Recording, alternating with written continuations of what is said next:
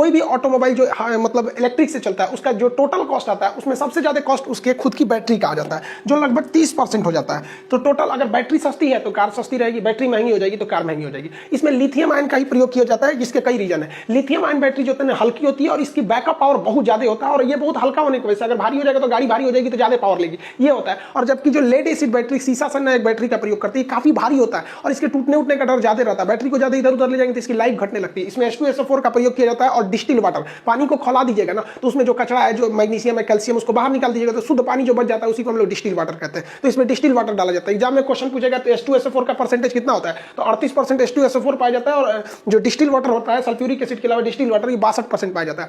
कभी कभी आपको ये दे सकता है कि इसको 35 कर देगा तो इसको 65 कर देगा, बट राउंड द फिगर यही रहेगा, इसको एग्जाम के लिए याद रखिएगा। देखिए हाल में जो लिथियम आयन बैटरी लगाया जा रहा है कोई बहुत बड़ा आसमानी बैटरी नहीं है कि उससे देख के घबराइए। यही है लिथियम आयन बैटरी, आप लोग भी यूज करते हैं। मोबाइल में लिथियम आयन बैटरी होती है बट वो चपटी होती है, लैपटॉप में लिथियम आयन बैटरी होती है, वो उसका शेप अलग होता है। ये लिथियम आयन बैटरी है। अब इस बैटरी को छोटे छोटे कई बैटरियों को आपस में जोड़ दिया जाता है और इतनी ज्यादा संख्या में जोड़ दिया जाता है कि वो एक कार को खींच सके। देखिए इन बैटरियों को कई संख्या में जोड़ा जाता है, सीरीज में से पैरेलल में, तो ज्यादातर इसे पैरेलल में ही जोड़ा जाता है। अब जैसे मान के चलिए कि यहाँ 6 बैटरी है, यहाँ उससे ज्यादा हो गई, यहाँ और जो उससे ज्यादा हो गई, यहाँ पे देखिएगा तो पूरी बैटरी की स्ट्रिप ही जोड़ दिया जाएगा। अब इसके आगे एक और टेक्नोलॉजी आती है कि एक लेयर ऐसे जोड़ दीजिए, मान के चलिए एक लेयर ये है, इसके ऊपर एक लेयर और कर दे, एक लेयर और कर दे, तो छोटी छोटी साइज की इतनी में आपको 3 लेयर अट सकती है बैटरी की, हजारों की संख्या में बैटरी हो जाएंगे। जैसे आप यहाँ अगर देखेंगे तो आपको यहाँ बहुत सारा बैटरी दिख रहा होगा, बट ये बैटरी नहीं है, आपको समझ में आ रहा है, ये कार का बेस है, चेसिस है, उस पर इस चेसिस पे इसको बैटरी को रख दिया जाता है। लगभग इसमें 7000 बैटरी रखी गई है, वो छोटी छोटी बैटरी जो लिथियम आयन की बैटरी है 7000, जिससे ये कार को आगे खींच ले जाएगा। इन बैटरियों के साथ दो समस्या आती है, इन्हें ज्वाइंट कैसे किया जाए। देखिए अगर आप इन्हें कॉपर के तार से जोड़ देंगे तो उसका इंटरनल रेसिस्टेंस, आंतरिक प्रतिरोध ज्यादा होता है, जिस वजह से ये बैटरी रेसिस्टेंस की वजह से ज्यादा नहीं चल पाएगी। तो इसे हम लोग स्ट्रिप से, निकल के स्ट्रिप पतली पत्ती से इसे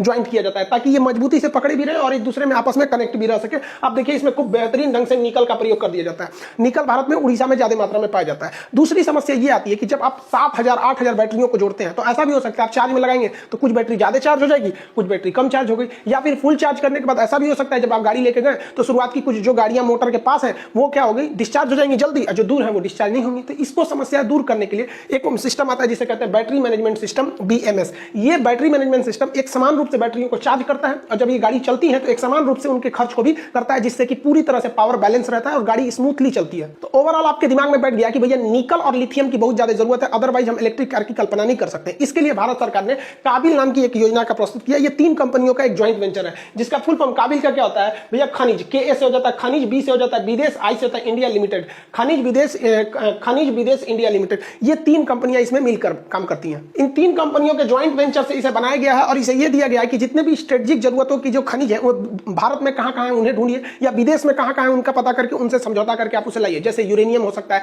या फिर जो भी हमारी जरूरत की चीजें हैं, ताकि ऐसी चीजों पे हम विदेश पर ना निर्भर हो सके। जिसमें आपका निकल के लिए, तो निकल का उत्पादन में इंडोनेशिया आ गया है, तो इंडोनेशिया से हम लोग ने समझौता किया। और अभी लिथियम के लिए, तो लिथियम के लिए सबसे ज्यादा जरूरी जो होते हैं सब लिथियम ट्रायंगल साउथ अमेरिका में है, सब वहां से इसने समझौता कर लिया है भारत ने। अब देखिए लिथियम के जो सबसे ज्यादा भंडार पाए जाते हैं वो लिथियम ट्रायंगल में पाए जाते हैं। वो ट्रायंगल कौन कौन सा है, तो यहाँ एक देश है जिसका नाम है चिली, ये है बोलीविया, ये है अर्जेंटीना। तो चिली, बोलीविया, अर्जेंटीना, इन तीनों देश को लिथियम ट्रायंगल के नाम से जाना जाता है। यहाँ लिथियम बहुत ज्यादा मात्रा में पाया जाता है, तो यहाँ से हम लोग ने समझौता कर दिया। अब यहाँ से लिथियम हमें भारत तक इजीली पहुंच जाएंगे सब। इससे फायदा ये होगा कि हमको चाइना से अब लिथियम का निर्यात आयात नहीं करना पड़ेगा। इसके अलावा लिथियम ऑस्ट्रेलिया में भी पाया जाता है। हम ऑस्ट्रेलिया और चाइना के व्यापार को काउंटर करने के लिए हमें यहाँ से ज्यादा व्यापार करना चाहिए, तो हम ऑस्ट्रेलिया से भी इसकी आयात को हम लोग अभी समझौता कर दिए, तो लिथियम की कोई कमी नहीं होगी। जबकि इसके ऊपर जो स्ट्रिप लगाई जाती है वो जो लगाई जाती है निकल की, तो निकल की सबसे ज्यादा मात्रा इंडोनेशिया में है, भारत में उड़ीसा में। तो हालांकि निकल के लिए हमें कुछ खास निर्भरता की जरूरत नहीं है, उड़ीसा से काम चल जाता है, नहीं तो इंडोनेशिया से ऑलरेडी समझौता हो गया। तो इससे हम ये समझ सकते हैं कि अब जो इलेक्ट्रिक व्हीकल आ रही है सब 2025 के बाद आप इसे सड़कों पर देखेंगे तो इसमें चीन की निर्भरता काफी कम हो जाएगी।